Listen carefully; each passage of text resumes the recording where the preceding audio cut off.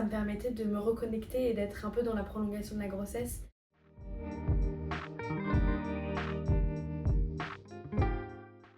Je m'appelle Clotilde, j'ai 24 ans et j'ai un petit garçon qui est né le 8 juin 2023 et qui a donc 16 mois aujourd'hui. La première tétée d'accueil s'est très bien passée, c'était très naturel en réalité. J'étais vraiment plus dans la découverte de mon bébé que dans la découverte de l'allaitement à ce moment-là.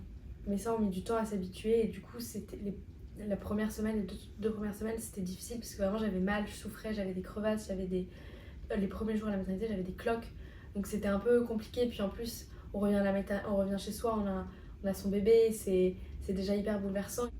Et puis j'ai persévéré et je savais que c'était un peu un mauvais moment à passer au début. On me l'avait expliqué en amont en me disant voilà, les premières fois c'est difficile, puis c'est difficile pour tous les enfants, mais il faut savoir que c'est juste biologique, c'est le corps qui se met en place.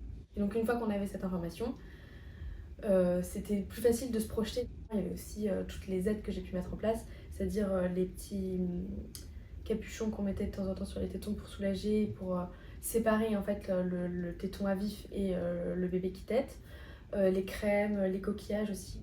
Et ensuite, au bout de quelques semaines, la douleur était passée. J'ai eu un peu des craintes sur ma lactation. Et c'est à ce moment-là que j'ai pris des tisanes d'allaitement, que j'ai pris les calmosines dosettes.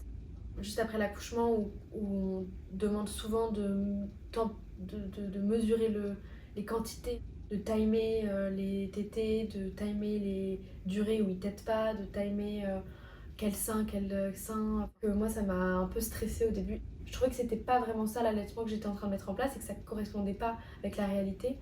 Et du coup, j'ai décidé un peu de lui faire confiance et de me faire confiance et de dire ok, bon, s'il pleure, je le mets au sein et puis après on verra. Une fois j'avais un sein beaucoup plus gros que l'autre parce que j'avais donné 2 fois le même. Bon bah c'était pas très grave. Enfin j'ai arrêté d'essayer de tout comprendre, de tout mesurer, de tout prévoir aussi. Et en fait petit à petit on s'habitue, le bébé s'habitue, on prend confiance et le corps s'habitue et en fait c'est un amoncellement de choses qui font qu'à la fin ça s'est vraiment bien passé. Mais j'ai vraiment énormément aimé allaiter. Moi c'est pour ça que que j'étais triste d'arrêter. Mais j'ai trouvé ça vraiment chouette.